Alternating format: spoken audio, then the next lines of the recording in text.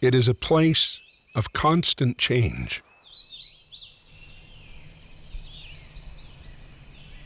Of wood and water.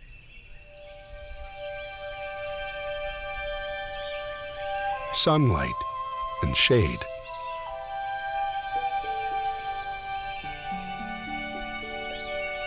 This is Congaree National Park.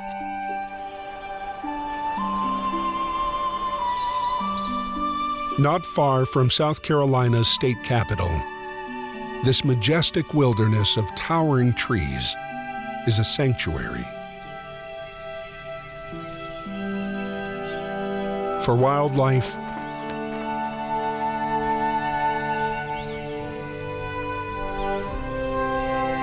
for champion trees,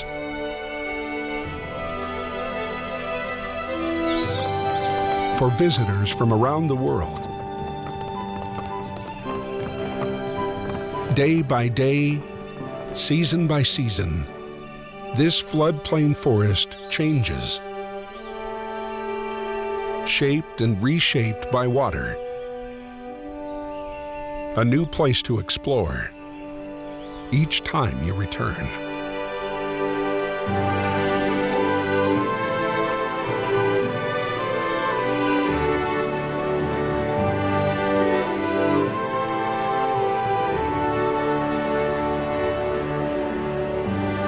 More than 26,000 acres, sheltering one of the last great bottomland hardwood forests of its kind in the United States.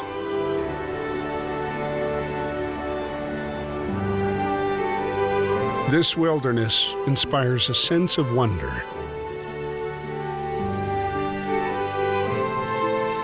Generations of people have been drawn to this forest. The Barber sisters have been coming here their whole lives. We began as young children visiting our grandparents who lived a half-mile from the river. Our dad would get on the canoe with my grandfather, and they'd go to the great fishing holes. We've discovered that our grandparents have been documented in this area as early as 1868. So this area just has so much history. Our roots are here and our cultural history. It is absolutely amazing to have this area as a national park. And we certainly feel very proud to be a part of the park and its activities. For many visitors, paddling is a great way to explore the park and venture into the wilderness. Around each corner, the trees frame a new scene, and there's always the possibility of an unexpected discovery.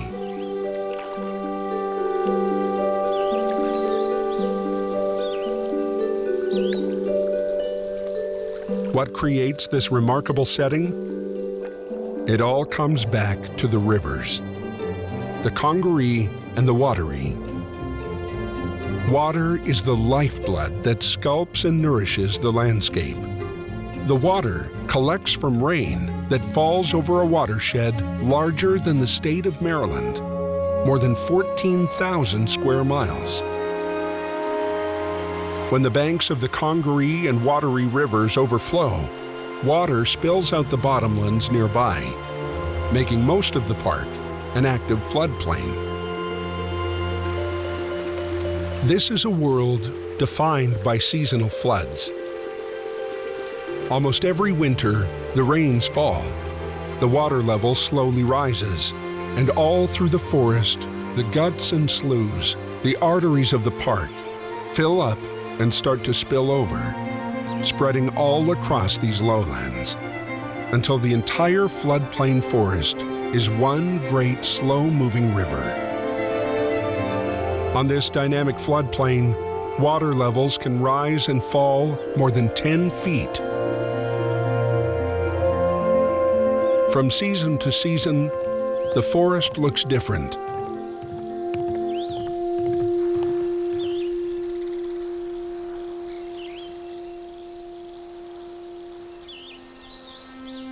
These floods revitalize the land, depositing rich soils and nutrients that support a diversity of plants and animals.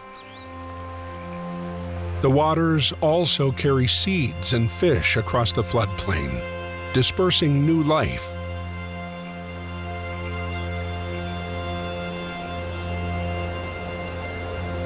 Rivers move. The waterways themselves are constantly changing and evolving, constantly shifting across the floodplain. The curves pulling outward and sometimes bending back around on themselves.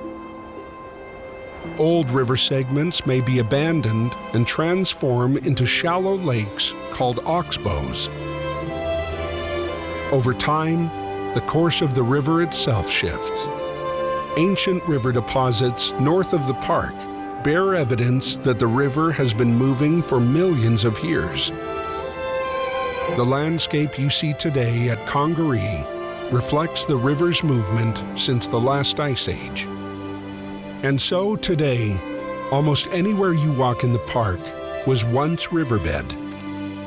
And this rich riverbed has given life to an amazing old-growth forest. A forest that has inspired people like John Seeley to spend a lifetime exploring its many wonders. As a state biologist, I spent nearly 30 years studying this area and the wildlife here, and I can say that Congaree is one of the most fascinating natural areas I've ever experienced. I think on a quiet morning, you can almost hear the trees grow. It's such a unique area that's different every time you come back to it. It changes by the season, it almost changes by the day. I don't care how often you come down here, there's always something different to see and experience.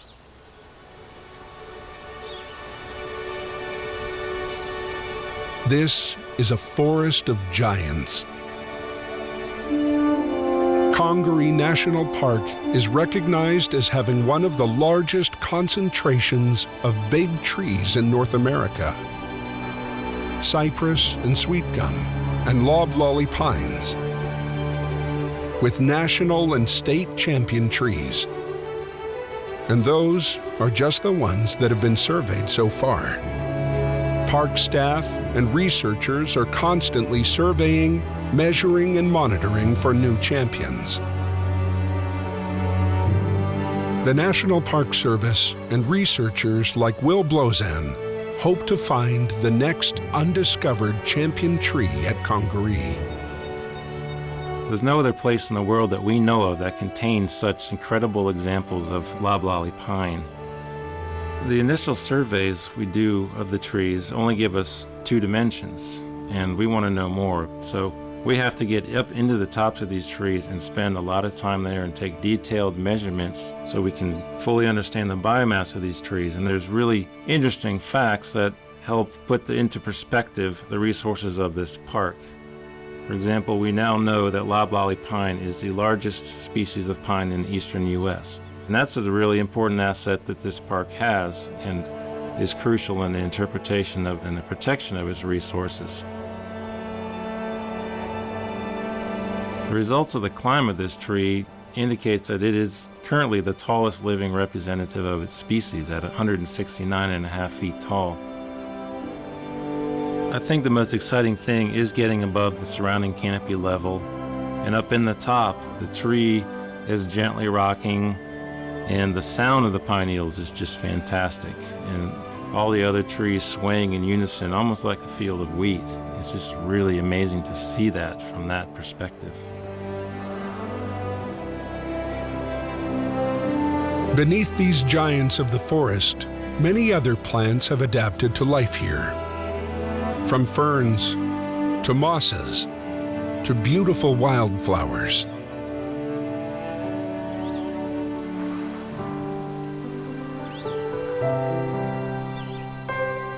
In these lowlands, even less than 1 foot of change in elevation creates a new habitat with different plant and animal life. A champion-sized log on the forest floor becomes a nutrient source for new life.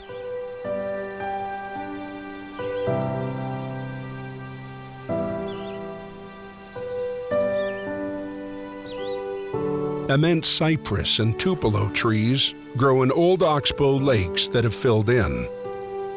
Cypress tree roots push up through the soil to form knobby structures called knees.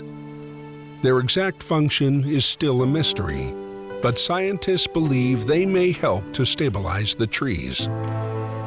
Old river ridges and creek banks support hardwood communities of oak, sweet gum, and loblolly pines. Along the bluffs bordering the floodplain, there are remnant forests of longleaf pines that once blanketed much of the southeast.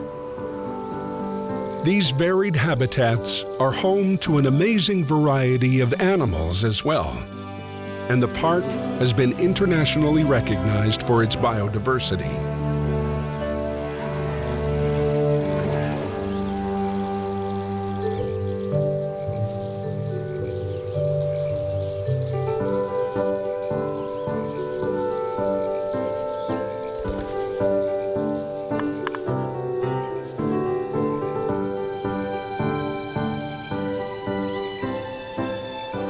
It's no wonder this living laboratory is a destination for scientific researchers like wildlife biologist Laurel Barnhill. Congaree National Park represents a large expanse of protected bottomland hardwood, and this is important for a large number of bird species. That's why we see such a diversity and difference in the number of species that are here. Bird monitoring is critically important because we can identify what is happening with their population. Congaree National Park has a huge number of bird species that reside here, migrate through here, and winter here because of the diversity of habitats that are available and have been protected here.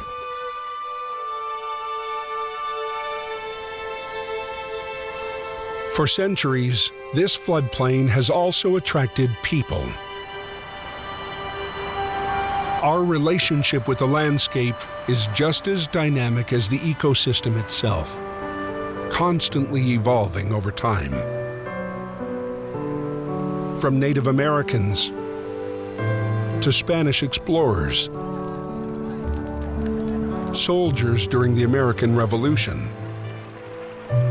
escaped slaves who may have lived in communities here amongst the trees, local residents who were baptized in Cedar Creek, and loggers who were hired to harvest these giant trees.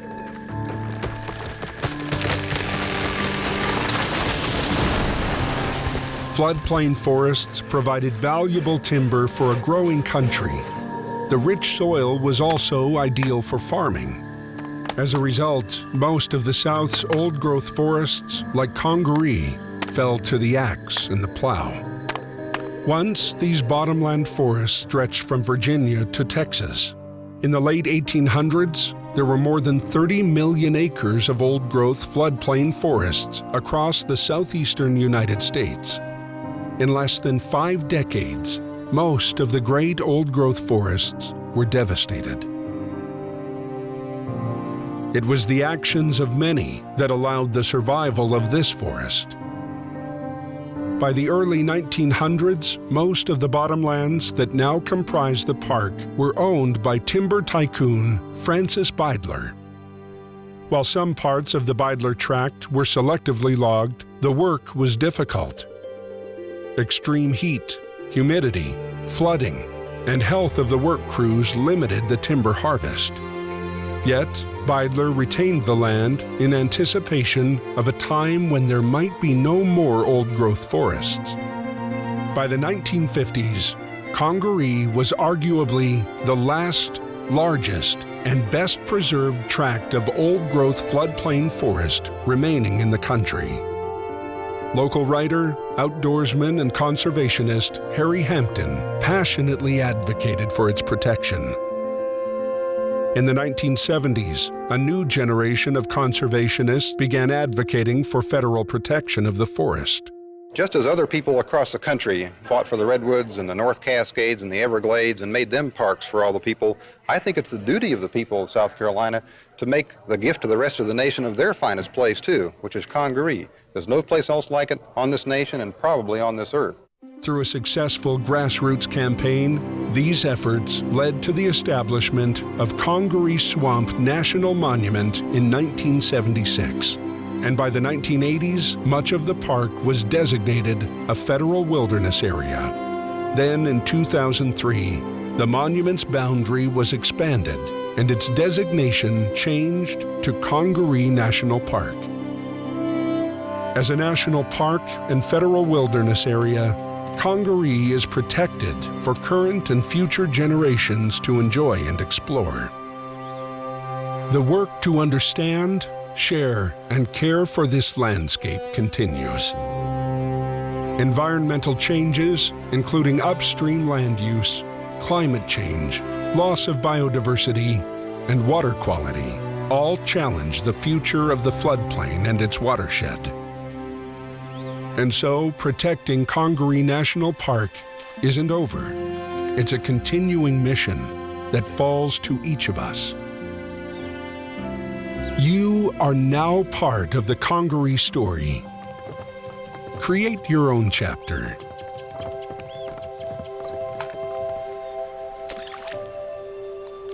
Over 26,000 acres. Home for a remarkable diversity of life.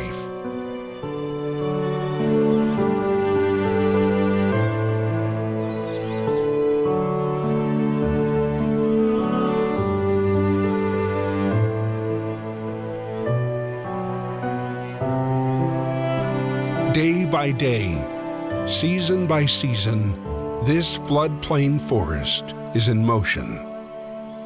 Always different, always new. A place of constant change.